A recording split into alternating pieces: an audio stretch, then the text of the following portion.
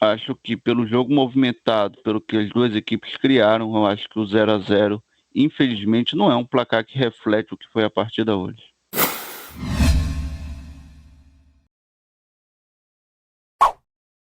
Vamos chegando então com a nossa análise do jogo, o empate entre Red Bull Bragantino e São Paulo no Nabizão, o Nabias Bichedid. Um jogo, Cássio Ângelo, em que as duas equipes deixaram um pouco a desejar. Você esperava mais da partida? Esse empate é ruim para as duas equipes no final? É ruim para as duas equipes, Estevão Barros. Começar primeiro pelas minhas expectativas antes do jogo.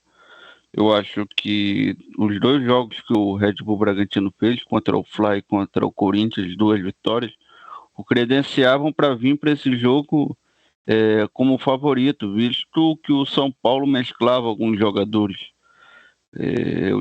jogando em casa, tendo semana cheia de trabalho e não tendo viajado, porque jogou lá em Itaquera o último jogo. Eu esperava que o Bragantino imprimisse um ritmo de jogo, uma pressão maior em cima da equipe do São Paulo. Por outro lado, também o São Paulo é uma equipe muito bem treinada pelo Dorival. Os jogadores sabem das suas funções dentro de campo. Embora a equipe possa cair tecnicamente em virtude dos jogadores que saem, mas não cai tanto taticamente. Eu acho que o padrão de jogo do São Paulo já é definido. E por todos esses fatores eu esperava um jogo melhor. Embora não tenha sido um jogo ruim, como falamos durante a transmissão, só acho que pelo jogo movimentado, pelo que as duas equipes criaram, eu acho que o 0-0, infelizmente, não é um placar que reflete o que foi a partida hoje. Pois é, de qualquer forma as equipes vão ter aí que se contentar com o 0-0. Red Bull Bragantino quebra então sua sequência de vitórias, vinha de 3 resultados excelentes no Campeonato Brasileiro. Havia vencido a equipe do Flamengo, do Goiás e do Corinthians e agora empata aí em 0-0. Fica na sexta posição com 24 pontos, ultrapassada pelo Fluminense. Do outro lado, o São Paulo vai ter como ficou com 22 pontos, se mantém na sétima posição. Nessa rodada, só pode ser ultrapassado pelo Atlético Paranaense ou pelo Fortaleza, que jogam mais tarde. Aliás, daqui a pouco podem chegar a 23 pontos as duas equipes que se enfrentam em Fortaleza. Foi cheio de confronto direto, né? Pois é. Tem vários jogos interessantes com as duas equipes ali brigando na mesma parte da tabela. Agora, Cássio Ângelo, atenções voltadas para o jogo de quinta-feira por parte do São Paulo, que vai tentar aí garantir a classificação no Allianz Parque. Pela fase do Palmeiras, o São Paulo chega, não como favorito, mas acho que ainda o favorito é o Palmeiras, mas chega com expectativas e com boas chances de garantir a classificação no Allianz? Estevão Barros. O jogo de hoje aqui a gente não pode considerar nada para quinta-feira. O São Paulo muito mesclado. Eu acho que o que sai de hoje aqui para esse jogo é o Arboleda ganhando mais minutagem, ele que teve uma lesão.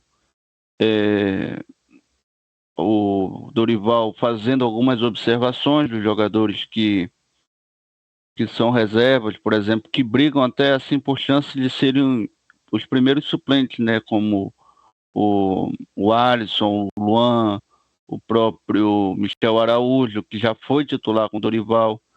Eu acho que para isso o jogo de hoje serviu. Mas eu acho que o São Paulo se credencia sim para brigar com o Palmeiras na quinta-feira por essa vaga e o primeiro resultado ter vencido por 1-0, muito mais ainda. O Palmeiras não vem bem. Eu acho que o São Paulo pode aproveitar esse momento.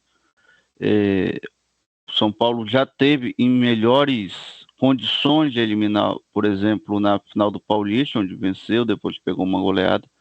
Mas pela fase, eu acho que o São Paulo nunca vai pegar um Palmeiras tão em crise quanto na quinta-feira, o time de Abel Ferreira.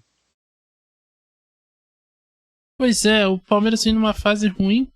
e tem deixado a desejar, e o São Paulo venceu o jogo de ida. Alguém dessa equipe que atuou hoje, você cogitaria começar a titular na quinta-feira, ou você acha que ninguém aproveitou as chances tão bem assim? Não, acho que ninguém aproveitou a chance de hoje, não. Acho que talvez o garoto Michel Araújo tenha sido ali o que mais se aproximou, mas o Luciano está em boa fase, eu não faria essa alteração, não.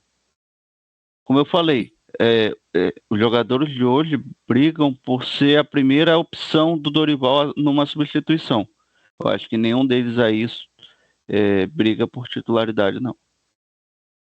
Outro jogador que foi destaque aí na parte pelo lado do São Paulo foi o Matheus Belém, que impediu, inclusive, o gol do Red Bull Bragantino no primeiro tempo, tirando a bola em cima da linha. Ele acabou saindo lesionado numa cãibra ali no segundo tempo, mas inclusive foi eleito o craque da partida e sai daí com moral, Cássio Ângelo. Ele que é um jovem muito talentoso aí, de muito potencial.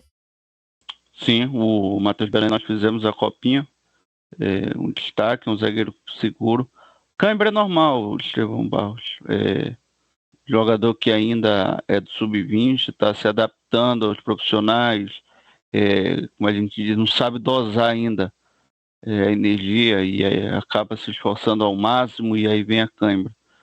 Mas eu acho que o mais importante, Estevão Barros, que você pode até observar, é que esses jogadores que são promessas do São Paulo já não estão mais entrando na equipe para resolver. Eles estão sendo realmente lapidados agora com o comando Dorival. Nenhum deles tem a responsabilidade de entrar e ser protagonista de uma equipe. Eu acho que isso que é importante. Rodriguinho, que é outro também, o garoto Juan, o garoto Belém, o próprio que é lateral Natan, isso? Sim. Da base? Isso, Natan. E o Patrick também. E o Patrick, esses jogadores eles estão ganhando espaço, estão ganhando minutagem na equipe do São Paulo, mas sem essa pressão, que muitas vezes acaba queimando bons jogadores da base do São Paulo. Sim, é uma questão que tem pegado no São Paulo nos últimos anos, e ao que parece isso vem acontecendo cada vez menos. Do lado do Bragantino, Cássio Ângelo, algum destaque individual na partida de hoje? Jadson, acho que o Jadson, embora defensivamente tenha começado muito mal, mas é o principal jogador de armação. Ele tem uma boa visão de jogo nesse meio campo do Bragantino. O Sorriso também jogou bem hoje. Eu acho que foi o jogador mais perigoso da equipe do Bragantino. Mas falta o camisa 10, Estevão Barros, para essa equipe do Bragantino. A gente viu que o Bragantino força muito ainda os jogos pelas laterais. Eu acho que o Sorriso e o Vitinho são válvula de escape.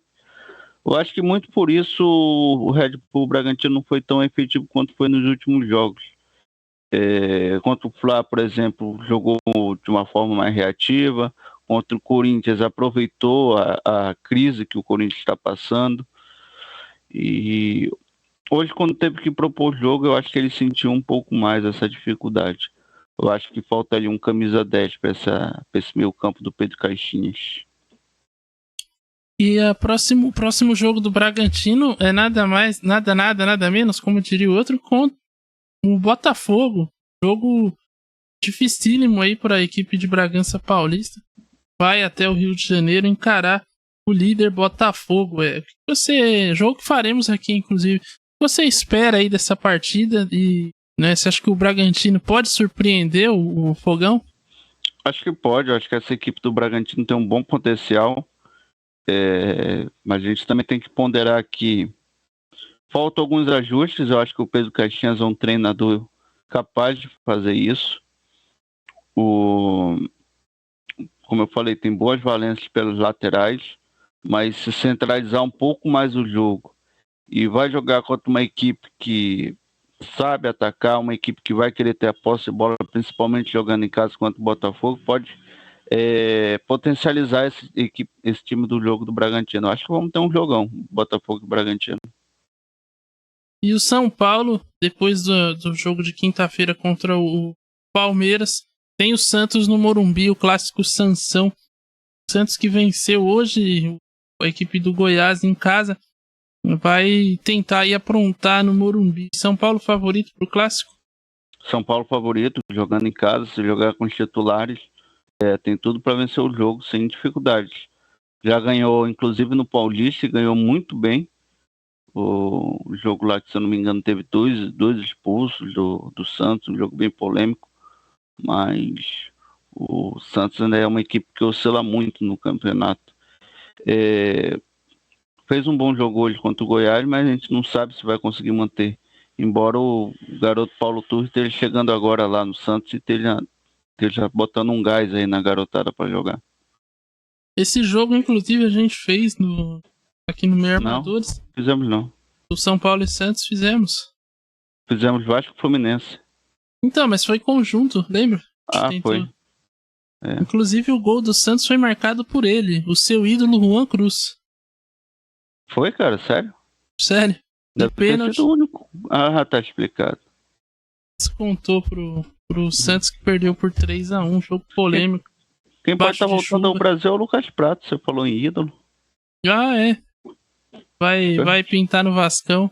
Espero que não, mas tudo bem. Lucas Prato.